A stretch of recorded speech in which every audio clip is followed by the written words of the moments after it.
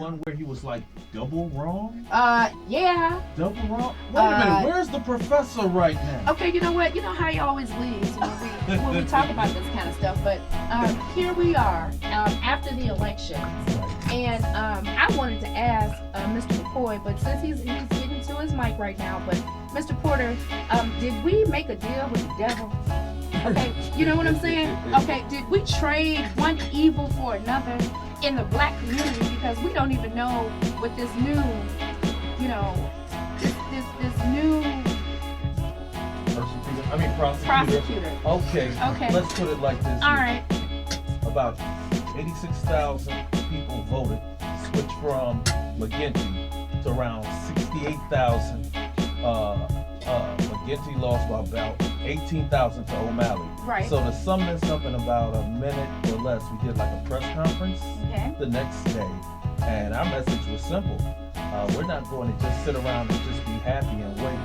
We sometimes wait too long, and we'll sit back and then we'll complain later on and say, wait a minute, let's hold these people accountable for what they said. So O'Malley said a whole lot of things. Yes, he made did. a whole lot of promises. Yes, he did. So it will be our fault if we don't hold him to every type of thing that he said. So we started immediately. There's activists and other organizations to at least let him know that within 30 days, the same way you campaigned out here and reached out, we're not forgetting that you were part of the Bill Mason. Okay. So with that being said, to answer your question, we expect him to still be out there talking to people, letting people know these are the things and the steps I'm taking, so that when November comes around, we come around for, we'll say January, we'll hold your feet to the fire, because if 18,000 people can unify and ignore what the plain dealer, what our professor said, and other things like that, and say no more, we're done, then those type of people can get out there and recall at any time, anybody. You can make a whole new slate of council people, judges, or you name it. Just like our own honorable judge would say, you use that ballot and you let yourself. But you know what? We in the black community, unfortunately, we're used to being used by the ballot. Where we didn't even hear about some of these candidates until they wanted our vote, and then all of a sudden, here they are in the black community. And let me just say this, you know, I congratulate O'Malley for winning this election, but we had even the supporters of him saying, well, you know, did we just go from the fire to the frying pan? You know, because a lot of people didn't know what his policies were. They didn't understand when he talked about the black community in general, or how he responded to a lot of the issues that were going on. Because he was absolutely silent. I mean, he didn't come forward and say anything about the issues that we got rid of McGinty about. He never said anything about the Tamir Rice case. He never said anything about the 137 shots. He didn't come out publicly about anything. So, you know, like I said, we kind of just got my predictions were not incorrect. What? Okay, the voters have spoken. My predictions were not incorrect. My prediction was incorrect on one prediction, and that was that I predicted that Trump would take out Kasich in Ohio. That did not happen, but thank you, Trump made a strong showing second. However, things worked out in the prosecutor's office just like I anticipated them to do, because sometimes when you're dealing with naive voters, you have to give them the shock treatment. And that's what I've been doing the last couple of times on this program, is giving them the shock treatment, telling them that I predict that McGinty would win. I predicted McGinty would win. Listen. Dealing with you all, you have to use reverse psychology, which many of you all don't know anything about. Okay. But it worked, because what I was able to do was I was able to shock you to the polls. Because when I said, when y'all when y'all heard me kept saying McGinty is gonna win, what did I say behind that? I said because the ministers aren't getting out, the people are not getting out, and so in that shock treatment it made you all get out to the poll, and McGinty got out of office. We saw McGinty. He looked real sad right now, out of office. You know what? He looks shocked, actually. I don't think that he believed that the vote would actually speak for the people. Right. And he actually believed that, you know, his alleged track record of what he had did in the past would make. But some of these things are just too hard hitting. But I'm not going to beat you up about that. No, You made some wrong predictions, but that's okay. It's You know, not that's why- a beat up game. Okay, that's It's why not a beat up game. when you ask me my political opinions and stuff like that, I lean back because the people speak. I can only speak for me. I can't speak Well, you're for not the people. politically astute enough Oh, to really? give these opinions, Ms. Because right now, Controversy. that's okay. To our interview with Mr. Bradley West of Faith United Community Credit Union. All right. Hey, Mr. West. So today we are talking to the small business loan specialist. Is that correct, sir? That's correct. That's correct. So tell us about your background. I've been involved with credit unions on an ongoing basis since 1989. I started out with St. John AME Federal Credit Union, which was affiliated with St. John AME Church on 40th and Central. I was there for 18 years, and then we merged with Faith Community United Credit Union, and I started working with them on special projects. And about 2 years ago, I was approached by the Small Business Administration to restart our small business lending. And that's what brought us here to this point today. So you know what? I excellent. can't help but be the person I am and ask this question. Now here we are at Faith Community United Credit Union on 93rd and Union, okay? We're here and you operate and invite members to join from all over Cuyahoga County. But honestly, Mr. West, does our community need another rib joint? Do we need, okay, when you talk about small business, tell me about the other businesses that you see opening up, because I can't handle no more ribs, okay? There are people that are in the food industry, but some of them are pretty creative. Okay. We just financed a project where a gentleman's taking trailers that he imports them from Asia, brings them here, has them fabricated, and he sells them to other customers. So we helped him get started with his fabrication business. We did start finance a gentleman who wanted to do a Moroccan restaurant, something that's not here. Okay. We did. He was one of. In fact, he was the second loan that I did with the SBA, and he's doing very well. Okay. We listen to everybody. All right. The only restrictions are that we can't do anything that's speculative. We can't. We don't do any real estate speculation type loans. Okay. They have to be a sound project. You have to have your business plan in hand, and we have to make sure that there's a good chance that we'll get repaid back. Now, being an SBA loan, we partner with the Small Business Administration, who, under the program that we're operating under, they guarantee 85% You know, of the Mr. loan. West, wouldn't you agree that one of the things that would absolutely help the Black community is people investing in businesses, or you know, small business people that want to get their businesses together. You know, I'm old enough to remember where all of the businesses were occupied. There were no abandoned buildings, or the businesses had left. So this small business loans that Faith Community United Credit Union offers, and by becoming a member, to help and give coaching to people that might want to start a business, I think that is just really vital to the Black community. Economic recession hit Cleveland hard. A lot of jobs disappeared, and they're never coming back. So by creating your own job, you're going to create jobs, hopefully, for other people. One of the things that we ask when we do an SBA loan is, how many jobs are you going to create by having this loan? Okay. And that's what's going to take to rebuild the That's why I like Faith infrastructure. Community United Credit Union. You know, you don't have to go into a big bank, you know, because you're probably not going to get the loan anyway. you know, but they scaled it down and they made it more community Mr. West. accessible. Yes.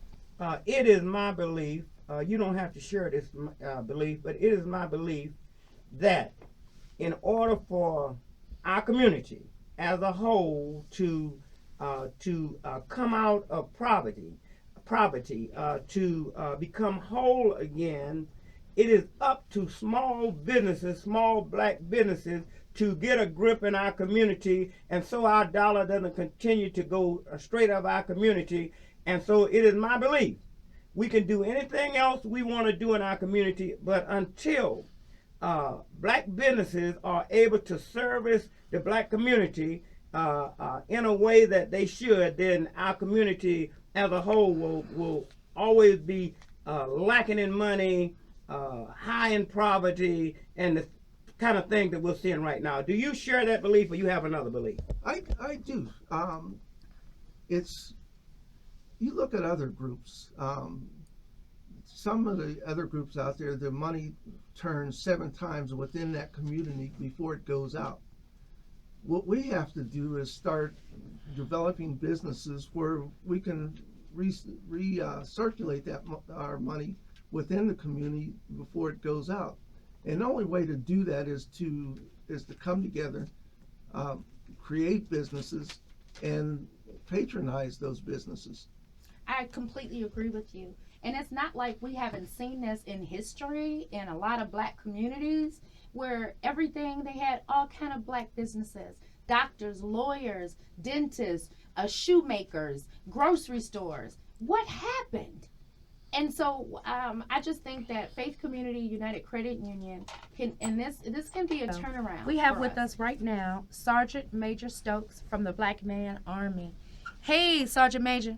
BMA, how you doing, sister? All right, it's so good to see you. Last time I saw this brother, he was working the microphone at the Black History Month food show. He did an absolutely wonderful job. He had the mayors up there rocking, ain't that right? That's right, sister. We all had a really beautiful time that night. We sure did. We sure did, brother. Beautiful What are we here to talk about today? Reason today was basically to thank. And I couldn't go by, just letting this get by like that. I want to thank the voters and the people of Cleveland for coming out to the polls. Yes. The people of Cleveland wanted a change, and they showed that by going out to the polls. Yes. And I want you all to know that when we do this, when we join together in unity like this here, we can change things here in this city. Definitely. We can make things better. Yes. Right. So we need to just keep on doing what we're doing, and we're looking for this change. Old singers say the change is going to come. Yes, sir. I'm telling you, the time is now for this change, and we got to stick with it and keep our heads up and make these changes a better thing for the city of Cleveland, a better thing for our family and children. Thank you, Brother Stokes. Yes. This is Sergeant Major Stokes of the Black Man Army. Thank you so much for coming in. No problem. You know what? We got to take some calls real quick, but I don't see. We're just talking to John. He's missing. Okay. Talking John is a Talking John. Let's take some calls real quick. Hi, caller on the air. Hey, how y'all doing? This is the East Cleveland side. Hey. Yes. Okay. Hey. All right. How you doing, Mr. McCoy? I'm doing fine. Who is this? Good panel. All right. All right. We having a little problem with this toxic site on Noble Road. It's making the families real sick, and we still working on talking to council, trying to get them to do something. Can I get any kind of help from your judge, anybody? I'm glad that you asked. Talking to council and talking to the mayor is like talking to nothing. They're the one that created this problem, whether you accept that or not. They had to vote it in, and that's why they're so dumbfounded about it. Here's our plans, brother. Our plans within the next couple of weeks is to have what we call the March on East Cleveland. Mm-hmm. In other words, we're going to bring hundreds and thousands of people from all over East Cleveland, all over Cleveland, and surrounding communities. We want everybody that involved to come out, and what we want to do is we want to have this march. We're going to start this march right at City Hall, and we're going to march right from City Hall right to the toxic dump, and we're gonna that particular day we're gonna take over Euclid. No traffic is gonna be able to flow through Euclid as long as we deem necessary for no traffic to flow. And through that march and through that movement, we're gonna all come together collectively, and we're going to get rid of that dump, because we're gonna all put our heads together. We're all gonna put our money together, whatever it takes, and we're gonna let those the politicians and the people that have put this toxic dump right in the heart of the inner city. Listen, only in America would they do it in East Cleveland, in the heart of the people. In other words, listen, I have an investor's interest there because my children happen to go to schools around the toxic dump. So I have an invested interest there. So I'm not going, I don't know about you, but I'm not going to rest until this is taken care of, because right now it is poisoning the water, the land, and the air. And so everybody's upset about it, but ain't nobody really doing nothing about it but relying on the politicians. So we're going to take East Cleveland over with this East Cleveland March, and we're going to, once and for all, once we get through with this, the governor, we're going past our city administration, our peons, we're going past them. We want the EPA, the governor, the president, whoever. Listen, because let me tell you something right now. And we shame those around the country and shame those in the city. Is how could a small 3-mile patch of land in the heart of the city, in the heart of University Circle, in the heart of Cleveland Heights, in the heart of Euclid, in the heart of Cleveland, how could all these entities let the people of this 3-mile radius suffer the way they're suffering? The complete collapse of this city is falling down around us, and nobody is doing nothing. So that's what this we're going to shame America, that they would let our city be in such a deplorable condition and do nothing about it. And Art, if you would see the people that we talk to, they are so sick they can't get out their home. Oh no! It's terrible. I mean, Judge, is there any way you can put a mayor in jail for it? Listen. I'm just saying. Listen. People are real sick. Listen. We have people that's 104 that was strong and healthy is running on half a heart right now. All right. Listen. At the march, I gotta go. But at the march, here's what we want to do. We want to have all those senior people, even those running on a half a heart, we want them to be out in the street with us, okay?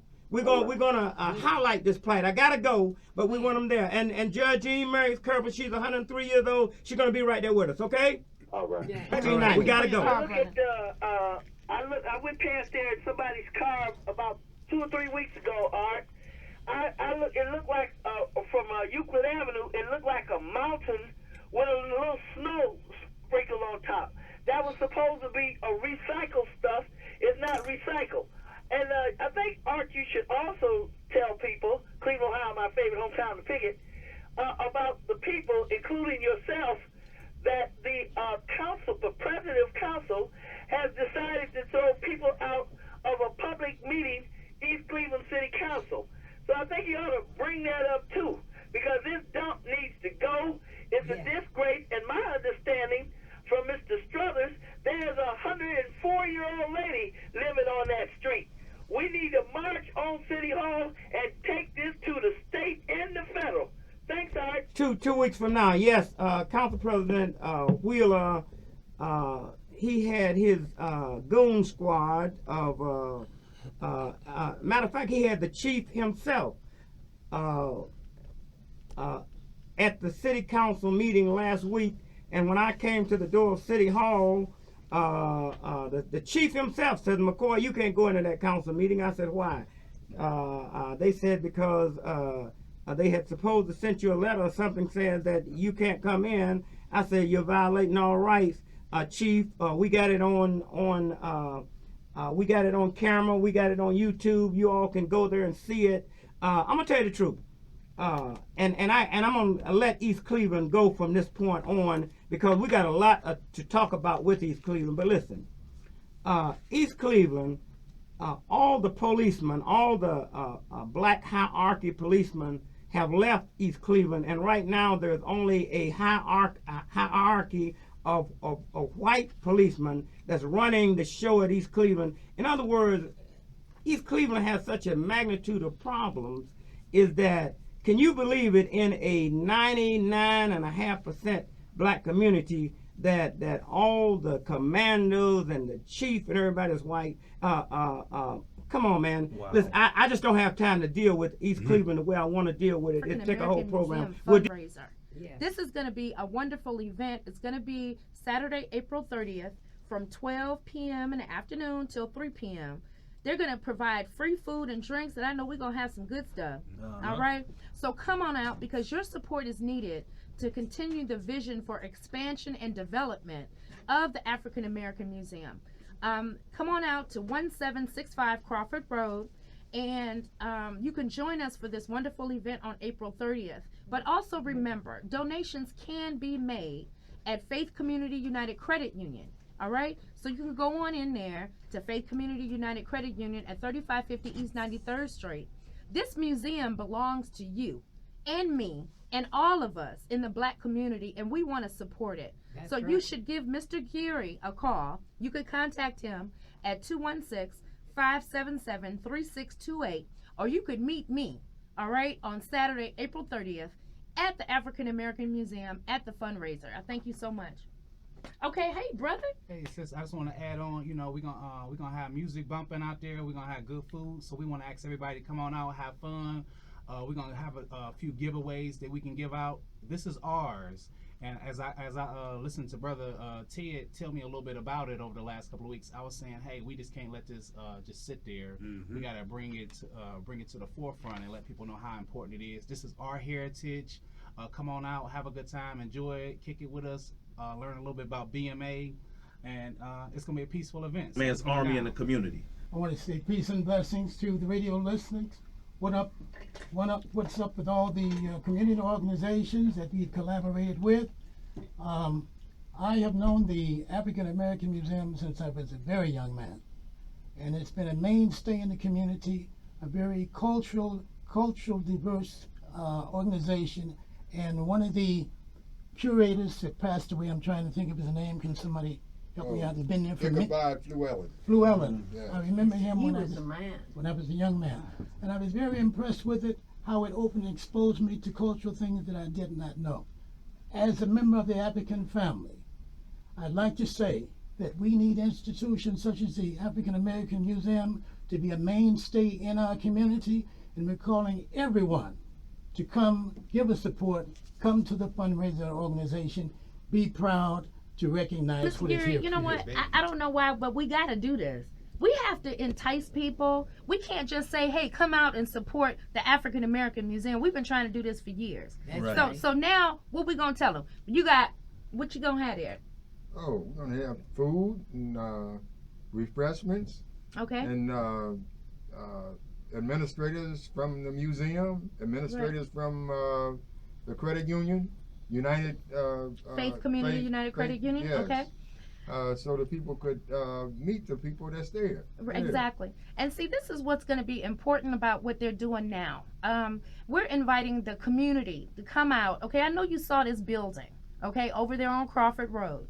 But yes, we're telling you right now, you could come and be a part of what we're doing as far as building the African American Museum back up. Yes. You could come and join us and be on the ground floor and say, you know what, I helped this museum get going right here in Cleveland, Ohio. This is our time right now in 2016, and we hope to see you Saturday, April 30th, from noon to 3 p.m. Join us, but here's the thing. If you didn't get nothing to eat, Mr. Geary and everybody going to have some food. Yes, we'll have food. So come out and join us, and it's going to be a good time.